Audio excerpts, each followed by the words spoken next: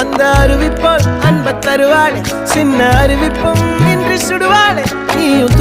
தும்மிடி ஆயுசு நூறாக என் உயிர் உன்னோட பத்திர சொத்தாக என் பார்வை உன்னோடு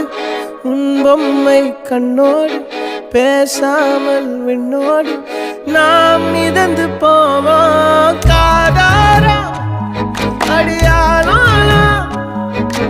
நான் தாங்க மாறோடு